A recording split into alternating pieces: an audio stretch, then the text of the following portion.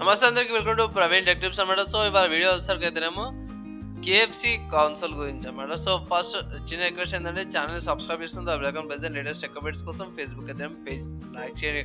So by మీరు on the screen మీద చూసుకోవచ్చు కేఎఫ్సి కౌన్సిల్ ఉంది. మీరు అనొచ్చు అన్న కేఎఫ్సి అయితేనేమో ఏమంటారు చికెన్ బర్గర్లు ఫ్రెంచ్ ఫ్రైలు అవిటికి పోతాం, కానీ చికెన్ నగెట్స్కి ఇదేందన్నా కౌన్సిల్ చూపిస్తున్నాం అనేసి అనొచ్చు. మామూలు కౌన్సిల్ అంటే ప్లే స్టేషన్ ఎక్స్బాక్స్ ఉంటాయి, ఇదేంటే కేఎఫ్సి వెరైటీగా ఉంది అనేసి మీరు అను. సో బేసిక్ ఏంటంటే కేఎఫ్సి వాళ్ళు ఇది కూలర్ మాస్టర్ ఉంది కదా, సో కూలర్ మాస్టర్ మీకు keyboards, cooling systems and cabinets అవన్నీ తయారు చేసేస్తామంటే వేరే వేరే బ్రాండ్స్కి. సో వాళ్ళు వీళ్ళతో కొలాబరేషన్ అయ్యి కేఎఫ్సి కాన్సోల్ అయితే తీసుకొచ్చారు. సో దీనిలో పెద్ద స్పెషాలిటీ ఏంటంటే మీరు దీనిలో చికెన్ని వేడి చేసుకోవచ్చు అనమాట. చికెన్ ముక్కలని చికెన్ చేపర్ అంటారు. సో ఇది పెద్ద క్యావిటీ లాగా అవుట్లైన్ వచ్చింది కదా, సో అది చికెన్ చేపర్. సో ఇక్కడ డిజైన్ ఇక్కడ చూసుకోవచ్చు మీరు. సో కింద ఏముందంటే కింద గ్రాఫిక్ కార్డ్ ఉంది, దానిపైననేమో సిపియు నక్ సిరీస్ ఉంది కదా, నక్ సిపియు ఉంటుంది అండ్ పైన హీటర్ ఉంటుంది, దాని నుంచి చికెన్ వేడి అవుతుంది. సో ఎలా పనిచేస్తుంది అంటే అంతే, ఏమనలేము.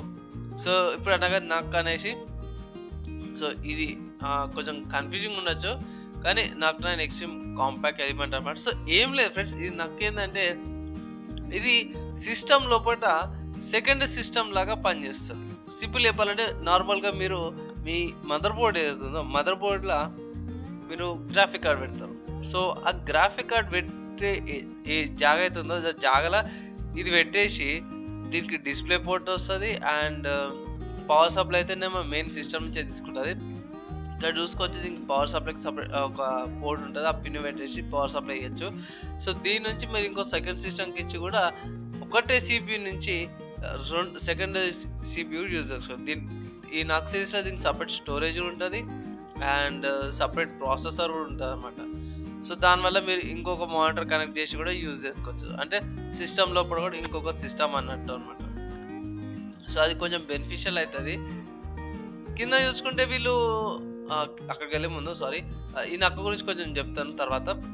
కింద చూసుకుంటే వీళ్ళు ఆసూస్ సంబంధించిన గ్రాఫిక్ కార్డ్ అయితే యూజ్ చేస్తున్నట్టు, కానీ అఫీషియల్గా ఇన్ఫర్మేషన్ అయితే ఏం మెన్షన్ చేయలేదు ఇప్పటికైతే వెబ్సైట్లో. అండ్ స్టోరేజ్ విషయానికి వస్తేనేమో వీళ్ళు NVMe స్టోరేజ్ ఇస్తారు అన్నమాట. సో చాలా వీడియోస్లో నేను SSDs అంటుండే. సో NVMe స్టోరేజ్ అంటే ఇక్కడ మీరు స్క్రీన్ మీద చూసుకోవచ్చు అడ్డంగా ఉంది కదా, సో ఇది NVMe స్టోరేజ్ అనమాట. చిన్నగా ఉంటుంది అండ్ హై పర్ఫార్మెన్స్ అనమాట. నార్మల్ హార్డ్ డిస్క్ కంటే కూడా 10 times స్పీడ్ కూడా. జస్ట్ ఇట్లా మీరు సిస్టమ్ ఆన్ చేయనా ఆన్ అయిపోతే టక్కున లోడింగ్ గీడింగ్ ఏం ఇష్యూస్ ఏముండవు, జస్ట్ ఆన్ చేయనా సరాసరి ఆన్ అయిపోతుంది, అంత స్పీడ్ ఉంటుంది. అండ్ ఇంకో మేజర్ ఏంటంటే మీరు ఫైల్స్ ఏమైనా కాపీ చేసుకోవాలి ట్రాన్స్ఫర్ చేసుకోవాలంటే ఇట్లా వితిన్ సెకండ్స్లో ట్రాన్స్ఫర్ అయిపోతాయి కాపీస్ కూడా. సో ఇంకా వీళ్ళు మెన్షన్ చేసి ఏంటంటే VR ready ray tracing and 240 FPS within 240 Hz output 4K TV gaming అని ఉంది.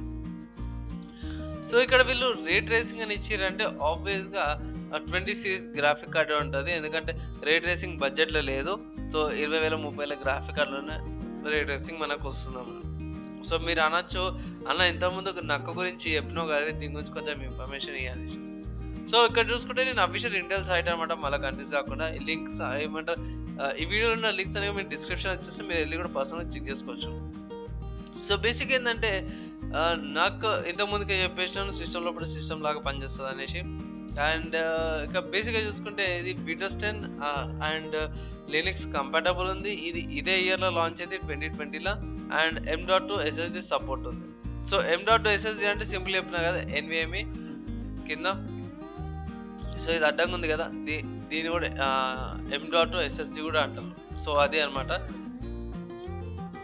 అండ్ ఇక్కడ బేసిక్గా చూసుకుంటే చిప్సెట్ వచ్చాక CM246 చిప్సెట్ అనమాట. తర్వాత ప్రాసెసర్ i7-9750H ప్రాసెసర్. మీరు అన్న చాలా ప్రాసెసర్ గురించి ఇన్ఫర్మేషన్ చెప్పా అనేసి సో వెళ్ళిపోతాం. సో ప్రాసెసర్ కూడా ఇంటెల్ అఫీషియల్ సైట్ నుంచి వెళ్దాము. So Intel core i7-9750H processor చూసుకుంటే బాపరే ప్రాసెసర్ అయితే మంచిగా ఇచ్చారు, కానీ last year processor and still 14 nanometer technology మీద అండ్ ఇది 9th generation ప్రాసెసర్ ఉంటుంది. కానీ ప్రాసెసర్ చూసుకుంటే మాత్రం బాగానే ఇచ్చారు. ఇది 6 cores 12 thread processor 2.6 GHz frequency మీద వస్తుంది. టర్బో బూస్ట్ చేస్తే మాత్రం 4.50 GHzకి వెళ్తుంది. 45 వాట్స్ టీడీపీతో పాటు వస్తుందన్నమాట. అండ్ బేసిక్ టర్బో బూస్ట్ చేస్తే 45 అయితే నార్మల్గా అయితే 35 వాట్స్ వస్తుంది. అండ్ 128 GB దాకా కూడా ర్యామ్ అనేది సపోర్ట్ చేస్తుంది. ర్యామ్ స్పీడ్స్ వచ్చేసరికి 266 లేకపోతే 2133కి ర్యామ్ స్పీడ్ అనేది లాక్ అయి ఉంటుంది. స్టిల్ ఇంకా వీళ్ళు ఇంటెల్ ఇంటిగ్రేటెడ్ గ్రాఫిక్స్ యూజ్ చేస్తారు అన్నమాట. సో ఇంటెల్ UHD గ్రాఫిక్స్ అంత ఉండదు, జస్ట్ బేసిక్ బ్రౌజింగ్ పనికి వస్తుంది. కానీ 4K వీటికి మాత్రం కెపాసిటీ ఉంది, యూజ్ చేసుకోవచ్చు. సో ఇది ఫ్రెండ్స్, ఇది నాకు సారీ KFC కాన్సోల్ గురించి అనమాట. సో దీంట్లో నాకు అండ్ ఆసూస్కి సంబంధించిన గ్రాఫిక్ కార్డ్ అయితే యూజ్ చేసారు.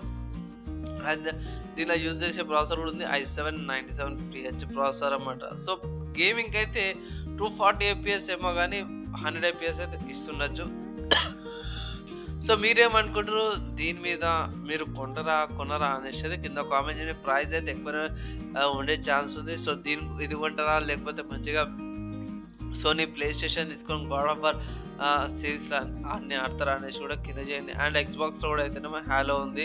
సో ఈ రెండు కూడా పెద్ద ఫేమస్ గేమ్స్. సో మీ ఒపీనియన్ యాక్చువల్గా KFC కాన్సోల్ తీసుకోరా అనేసి కింద కామెంట్ చేయండి. ఫైనల్గా చిన్న రిక్వెస్ట్ ఏంటంటే ఛానల్ సబ్స్క్రైబ్ చేసి బెల్ ఐకాన్ ప్రెస్ చేయండి, పేజ్ లైక్ చేయండి. అంతే ఈ వీడియోకి నెక్స్ట్ వీడియోలో కలుసుకుందాం.